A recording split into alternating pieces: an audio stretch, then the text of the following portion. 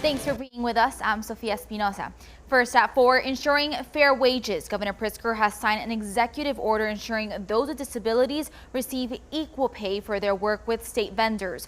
New today, it is back to business for the highest court in the land as a new term for the U.S. Supreme Court hears its first in-person arguments in 19 months. Now, since the pandemic forced proceedings to go virtual. Now holding the strongest conservative majority in decades, justices will consider cases concerning religion, gun and abortion issues. Jay Gray has the latest. Thank you, Jim. A health alert for you now as the U.S. surpasses another sobering milestone, officially reporting more than 700,000 COVID-related deaths. And even though recent COVID numbers have been better, experts are still advising caution and already warning about holiday gatherings. Miguel Amaguer reports. This week, Johnson & Johnson is seeking approval from the FDA for a booster dose for its COVID-19 vaccine. Now, the company has already provided data to the FDA that it shows an increase of effectiveness for its vaccine following a booster shot. The FDA plans to meet October 15th to discuss an emergency use authorization for the J&J booster doses. Now, they previously granted usage to Pfizer's COVID-19 vaccine booster shots only for those 65 and older and the immunocompromised.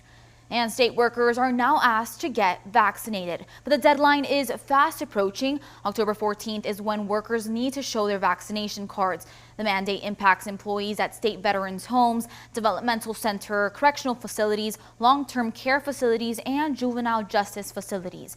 Now, there are medical or religious exemptions. If employees choose not to get vaccinated, then they will have to go weekly testing.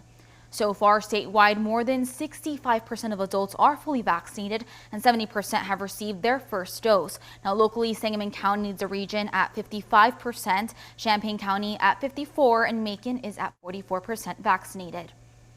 Getting into the holiday shopping mood. Coming up, the company's already rolling out the Black Friday deals. And later, it's National Taco Day, and we want to hear from you. Which kind of taco do you prefer? Hard or soft? You can see those results on your screen. To let your voice be heard, go to WNDTV.com/vote. We will check back later in the show. A Facebook whistleblower is accusing the social media giant of prioritizing profit over cracking down on hate speech and misinformation. A former product manager says Facebook turned off safety systems following the November election. Now she alleges this helped fuel the deadly January 6th riot at the U.S. Capitol. She will testify at a Senate hearing tomorrow about Facebook's research on Instagram's impact on younger users. In a statement, Facebook contends her allegations and says they are misleading. A reminder now to those who have not yet filed 2020 tax returns. The Internal Revenue Service reports this includes more than 500,000 Illinoisans asking for an extension. The deadline is October 15. Those who do not file by this date will be penalized. The IRS says the best way to file is online and to choose direct deposit options to receive payments the quickest. Now, your wallet might be taking a hit. Amazon is rolling out some early Black Friday deals today. They're available online and on the mobile app or just by asking Alexa. Target is also giving shoppers a jump start on the holiday season, bringing back its deals days next week. Implementing cutting-edge technology to cut response times for fires in central Illinois. The Decatur Fire Department is asking the Decatur City Council for more Opticom GPS traffic control systems. Now, this would make it so stoplights will be GPS enabled and connected to fire trucks, changing the lights from red to green in an emergency response situation. The Decatur Fire Chief says that this will save lives. There are already about 17 of them in the area. Tonight, they are asking for 18. They want to implement a total of 50 Opticom GPS systems in the next few years. And developing this morning, fire crews arrived in the 4100 block of North Camelot Drive for reports of smoke coming from a house. Now, once on scene, they found heavy smoke coming from the roof and the fire on the back of the side of the home. The owner says no one was inside at the time, and although she lost many personal possessions, she's glad her family is safe. Fire investigators are still looking into what sparked the fire, but they say the fire is suspicious. That's why the Decatur police were on scene too. This is a developing story. WAND will update you with any new details.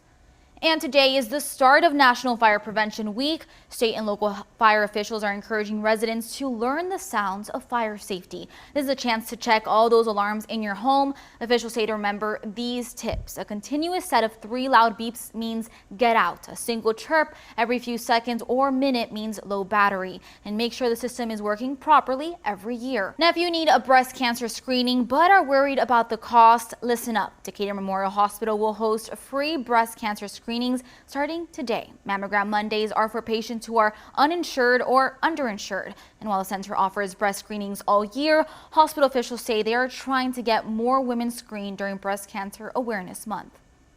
Now, do you have an infant or maybe know someone who does? This month is also Infant Safe Sleep Awareness Month. Unsafe sleep is the leading cause of death for children 1 year old and younger. Officials say infants should always sleep alone and on their backs in a safe crib.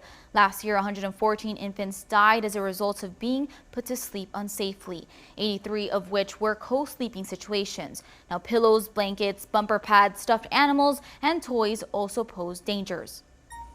We're coming to the end of what fans of bears have come to call Fat Bear Week. Now, this is new information to me, so maybe it is to you too. Check this out. It's an annual tournament to celebrate the successes of the brown bears at Brooks River in Katmai National Park in Alaska. Now, today is the semifinal round to decide this year's fattest bear. You can cast your vote for who you think the fattest bear is and learn all about this year's competitors at the national park they live in at explore.org. And last week was Fat Bear Junior contest. Now, this is for the younger and maturing bear cubs not yet ready to achieve the level of fatness their adult competitors can pack on. This year's competitor, known as 132, may have been knocked out early, but her spring cub was crowned the winner for the junior competition.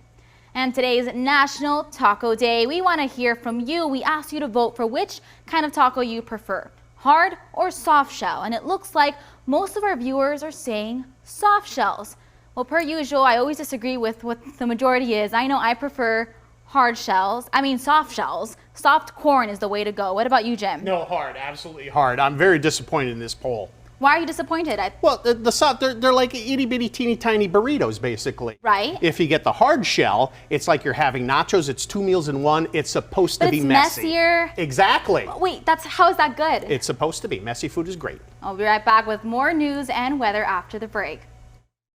Well, Jim, before you give us that final weather look, I know we've been discussing the taco debate, and we can't find a middle ground. No. See? We can't. No, hard shell, way to go. Although, if it were National Pizza Day, I don't know when that is, I'd choose that over taco any day. I can agree with you on that. I'm glad we can compromise, okay? All right, there we go. One last look at weather, please. All right. Thank you for joining us. Go get yourself a taco. We'll see you back here tonight, WND News at 5. Slice of pizza.